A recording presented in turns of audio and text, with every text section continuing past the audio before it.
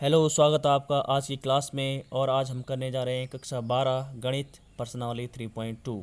तो चलिए बच्चों, बढ़ते हैं क्वेश्चन नंबर 8 की ओर। x ज्ञात कीजिए।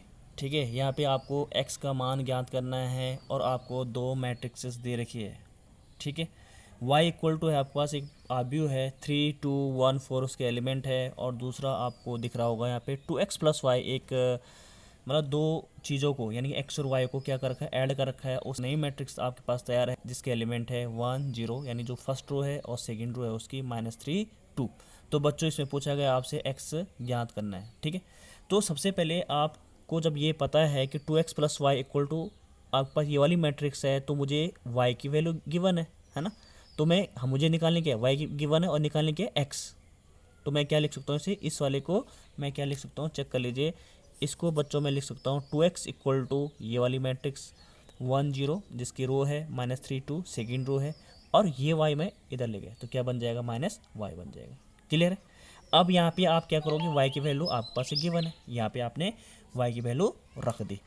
तो आप यहाँ पे जब y की वैल्यू रखोगे तो बच्चों आपको पता है कि ये 2 × 2 ऑर्डर की है, ये भी 2 × 2 ऑर्डर की है। तो हम दो जब सेम ऑर्डर की रहती है तो उनको हम क्या कर सकते हैं, सब्ट्रैक्ट कर सकते हैं। तो सब्ट्रैक्ट कर लीजिए 1 माइनस इनका क्रॉसपोंडिंग यानी कि संगत एलिमेंट क्या है, पहला रो पहली रो इसका पहला एलिमेंट, इसका भी पहला एलिमेंट। तो 1 माइनस, क्योंकि सब्ट्रैक्ट करना है तो 1 - 3 होगा, 0 - 2 होगा, -3 -1 होगा। ठीक है, क्योंकि यहाँ माइनस है तो -1 होगा, और 2 माइनस क्या हो जाएगा, 4 हो जाएगा। तो बच्चों आपके पास जो रिजल्ट आया ये आया, इनको आप सब्ट्रैक्ट कर लीजिए। तो 1 - 3 क्या होता है, -2 होता है, 0 - 2 -2 होगा, और -3 -1 हो जाएगा आपका -4, और 2 - 4 क्या हो जाएगा आपका -2 हो जाएगा। तो ये आपका रिक्वायर्ड आंसर हुआ। तो होप कि आपको ये क्लियर हुआ होगा। चलिए बढ़ते हैं क्वेश्चन नंबर 9 की ओर। एक्स तथा वाई का मान ज्ञात कीजिए। यदि आपके पास एक इक्वेशन है, किसमें, जो मैट्रिक्स मतलब इक्वेशन फॉर्म में है, लेकिन उसमें क्या है, मैट्रिक्सेस है, 3 मैट्रिक्स आपको दिखाई दे रही है यहाँ पे।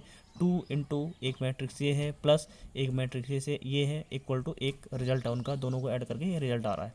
ठीक है, तो बच्चों सबसे पहले हम क्या करेंगे कि इस 2 को यानी कि एक मैट्रिक्स साथ हम क्या करेंगे, जब ये क्या है एक 2 है, तो जब हम ऐसे कांस्टेंट नंबर का स्केलर क्वांटिटी का मल्टीप्लाई करते हैं तो आपको पता है कि 2 उसका हर एलिमेंट के साथ क्या होता है, मल्टीप्लाई होता है, गुणन होता है। तो 2 1 जा 2 होगा, 2 3 जा 6 होगा, 2 × 0 0 होगा, और 2x का क्या होगा, 2x हो जाएगा। 2 × x 2x हुआ, प्लस y 0 जो उसके फर्स्ट रो है, 1 2 उसके सेकेंड रो, हमने एज इट इज इसको नोट कर लिया। अब आपको पता है ये भी 2 × 2 ऑर्डर की है, कोटीन की भी 2 × 2 है। तो इसका मतलब क्या हुआ, ये इसके फर्स्ट एलिमेंट ऐड होंगे, तो 2 प्लस वाई, तो 2 + y आ जाएगा। 6 + 0 6 + 0 0 + 1 0 + 1 2x + 2, तो 2x + 2 ये आ गया, इक्वल टू आपके पास ये गिवन एक मैट्रिक्स है। क्लियर है। अब बच्चों क्या होगा कि हम क्या करते हैं कि जब दो मैट्रिक्स का इक्वल, ठीक है, यानी कि क्या है, समान तुल्यता ज्ञात करनी है। तो यानी कि तुल्यता क्या होगा, मतलब यहाँ पे 2 + y है और यहाँ पे क्या है 5 है, तो इसका कंपेयर होगा किससे, एक तरह से तुलना करनी है, क्योंकि ये भी सेम ऑर्डर की, ये भी सेम ऑर्डर की है। ठीक है, तो 2 + y इक्वल टू क्या हो जाएगा 5, और यहाँ पे देखिए आप ये 6 + 0 तो 6 हुआ, तो 6 इक्वल टू 6 हुआ। यहाँ पे 1 0 + 1 1, तो 1 1 इक्वल टू, लिखने की जरूरत नहीं है, सिर्फ आप जिसमें x और y की वैल्यू हमें जो निकालनी है, जिसमें वो वाली क्वांटिटी है उनको इक्वल कर लेंगे। तो जैसे ये किसके इक्वल होगा, इसके इक्वल होगा। ठीक है, तो 2x + 2 इक्वल टू क्या हो जाएगा 8 हो जाएगा। जैसे मैंने यहाँ से बच्चों y इक्वल टू निकाल सकते, y इक्वल टू क्या होगा 5 - 2 यानी 3, और यहाँ से 2x + 2 इक्वल टू 8 हुआ, तो यानी 2x इक्वल टू क्या होगा, ये 2 इधर जाएगा, तो 8 - 2 क्या हो जाएगा आपका 6 हो जाएगा। क्लियर है। तो x इक्वल टू क्या हो जाएगा, देखिए आप 6 ये 2 नीचे चले जाएगा, क्योंकि मुझे x की वैल्यू निकालनी है ना। तो 6/2, तो x इक्वल टू क्या हो जाएगा बच्चों 3 हो जाएगा, और y इक्वल टू भी 3। तो ये आपको जो आपके रिक्वायर्ड आंसर आपसे पूछा गया था कि क्या आपको निकालना है, वो आपको मिल चुका है। चलिए बढ़ते हैं क्वेश्चन नंबर 13 की ओर। बाकी जो बीच के क्वेश्चन मैंने छोड़े हैं बच्चों, बहुत ही आसान है, आप उनको चेक कर लेना। नहीं आएगा तो आप कमेंट बॉक्स में ज़रूर लिखिएगा, उनको भी मैं करा दूंगा। तो क्वेश्चन नंबर 13 की ओर बढ़ते हैं। यदि f(x) इक्वल टू आपके पास एक फंक्शन है f(x) इक्वल टू एक मैट्रिक्स फॉर्म में, उसके एलिमेंट है cos x - sin x 0, sin x cos x 0 and 0 0 1, तो सिद्ध कीजिए f(x.fy) equal to f(x + y)। तो बच्चों सबसे पहले आपको पता होना चाहिए कि यहाँ पे f(x) है गिवन के आपके पास f(x) इक्वल टू ये है, तो आप ये सोचो जब x था तो आपके जो ये जो एलिमेंट है ट्रिग्नोमेट्रिक अंदर जो फंक्शन है वो किस में है, जैसे cos x है यानी x है तो cos x हुआ। अगर मैं यहाँ पे y रखूँगा तो यहाँ पे y रखूँगा तो क्या बन जाएगा, cos y sin y 0 minus sin y cos y 0 0 0 1 होगा, क्योंकि यहाँ पे मैं जैसे जो वैल्यू रखूँगा उसके अकॉर्डिंग यहाँ पे आउटपुट आपको मिलेगा।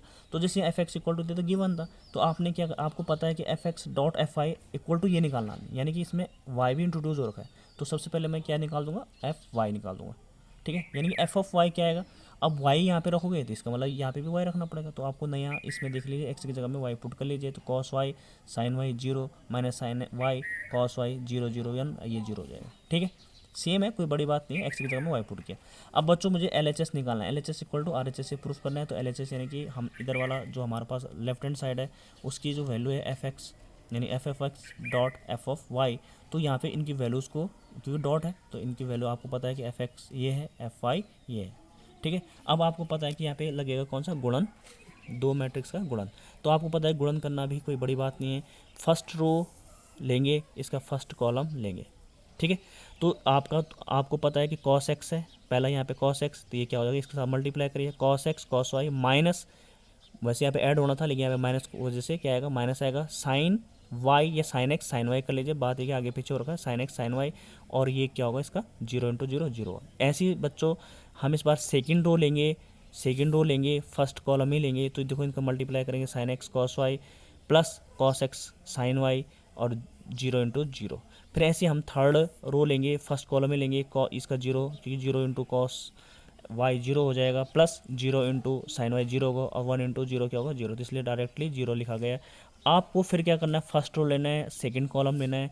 तो यहाँ पे देखिए आप यहाँ पे नेगेटिव होने के कारण नेगेटिव आ जाएगा, cos x sine y plus होना था लेकिन यहाँ पे माइनस होने के कारण माइनस लिख लिया पहले से ही, तो minus sine x cos y, ठीक है, और प्लस 1 इंटू 0, क्लियर है, सॉरी 0 इंटू 0, ये देखो ना ये वाला है, सेकंड कॉलम की बात करो 0 इंटू 0। उसके बाद बच्चों यहाँ पे हमें सेकंड रो लेनी है, तो माइनस है यहाँ पे, तो माइनस लग जाएगा sine x sine y plus cos x cos y, और क्या होगा 0 इंटू 0, तो 0 हो गया। फिर ऐसे ही मैंने थर्ड रो इसका सेकंड कॉलम लेना है, यानी कि ये क्या होगा, इसके साथ ये 0 का मल्टीप्लाई तो 0 हुआ, प्लस 0 इंटू समथिंग 0 1 इंटू 0 0, तो 0 लिख लिया, ज़्यादा सोचने की जरूरत नहीं। अब लूँगा मैं first row and third column, तो देखो यहाँ पे 0 है तो 0 इंटू समथिंग 0 हुआ, plus 0 into minus sine x, यानी कुछ भी अगर मल्टीप्लाई हो रहा है 0 के साथ तो 0 आता है। और यहाँ पे आप देखोगे तो यहाँ पे क्या हो जाएगा, यहाँ पे भी क्या हो जाएगा 1 इंटू 0 क्या होगा 0, तो सब चीज़ें क्या हो, तीनों ही चीज़ें 0, तो 0 प्लस 0 क्या होगा 0 होगा। फिर आपके पास सेकंड रो और हमें क्या लेना है, थर्ड कॉलम लेना है, तो 0 वही 0 का मल्टीप्लाई इसके साथ, 0 का मल्टीप्लाई इसके साथ, 1 का मल्टीप्लाई 0 के साथ, तो क्या आ जाएगा वो भी 0। फिर इसके बाद थर्ड रो लेंगे एंड यहाँ पे थर्ड कॉलम, तो 0 इंटू 0 0 हुआ, प्लस 0 इंटू 0 0 हुआ, 1 इंटू 1 1 हुआ। तो यहाँ पे कंडीशन क्या बनी, मतलब कंडीशन बनेगी 0 प्लस 1, तो इसलिए क्या आएगा यहाँ पे 1 आएगा, इसलिए मैंने यहाँ पे क्या लिख दिया बच्चों 1 लिख लिया, ठीक है। अब आप यहाँ पे देखिए कि एक ट्रिग्नोमेट्री में आपने पढ़ा होगा 10th क्लास में भी कि यहाँ पे एक फार्मूला बन रहा है बच्चों, ये इसको तो छोड़िए, प्लस 0 तो छोड़ दीजिए। तो यहाँ पे एक फार्मूला जो बनेगा वो बनेगा आपका cos A cos B minus sign A sine B, ठीक है, cos A cos B minus sign A sine B, clear है, सुना है ये formula, cos A cos B sign A sine B, ठीक है। तो इसका मतलब ये माइनस होता है, तो कॉस में आपको पता है कि अगर माइनस है तो उसको क्या लिखते हैं प्लस, यानी कॉस ए प्लस बी का होता है बच्चों, ये तो कॉस ए प्लस बी का होगा। यहाँ पे देखिए फॉर्मूला क्या बनेगा, sign A cos B plus cos A sine B, तो ये बनेगा आपका साइन ए प्लस बी, यानी कि मैं डिनोट कर रहा हूँ एक्स को ए मान रहा हूँ वाई को बी मान रहा हूँ, ठीक है, sign A cos B plus cos A sine B, तो यानी कि ये हो जाएगा साइन ए प्लस बी, यानी कि ए बोले तो एक्स और वाई मतलब बी मतलब वाई को मैं यहाँ पे डिनोट कर रहा हूँ, ठीक है। तो साइन एक्स प्लस वाई हो जाएगा। यहाँ पे देखिए बच्चों पहले माइनस कॉमन निकल जाएगा, तो जब माइनस बाहर निकलेगा तो क्या होगा, यहाँ पे माइनस कॉमन निकलेगा तो यहाँ हो जाएगा cos A sine B plus आएगा, क्योंकि माइनस जब बाहर निकलेगा तो यहाँ क्या हो जाएगा प्लस हो जाएगा, और साइन ए कॉस बी, तो ये बनेगा आपका साइन ए प्लस बी का, तो माइनस बाहर लग जाएगा साइन ए प्लस बी का। यहाँ पे बच्चों देखो यहाँ से हम रीड करेंगे क्योंकि माइनस आ गया तो इधर से रीड करेंगे पॉजिटिव की तरफ, तो cos A cos B minus sign A sine B, तो ये बनेगा आपका फिर वही ये वाला formula cos A plus B का, और ये जीरो है ये भी जीरो है, यहाँ पे लिखेंगे 0 0 1। तो बच्चों जैसे मैंने अभी कहा कि आपका जो गिवन था f x equal to cos x, जब यहाँ पे एक्स होता है तब यहाँ पे एक्स आया, अगर यहाँ पे एम रखूँगा तो यहाँ पे कॉस एम आ जाएगा, यहाँ पे टी रखूँगा तो कॉस टी होगा, यहाँ पे मैंने वाई रखा तो वाई के फॉर्म में आ गया। तो अब ये सोचो कि अगर मैं ये एक्स की जगह में ये उठा के रख लूँ एक्स प्लस वाई, ठीक है, अगर मैं x की जगह में x प्लस वाई रख दूंगा यहाँ पे x प्लस वाई, तो आपको क्या मिलेगा यहाँ पे एफ एक्स प्लस वाई, तो इसका मतलब इसलिए मैं इसको क्या लिख सकता हूँ f of x plus y, जो कि मेरा रिक्वायर्ड आंसर है यानी कि RHS है। तो होप कि बच्चों आपको क्लियर हुआ होगा।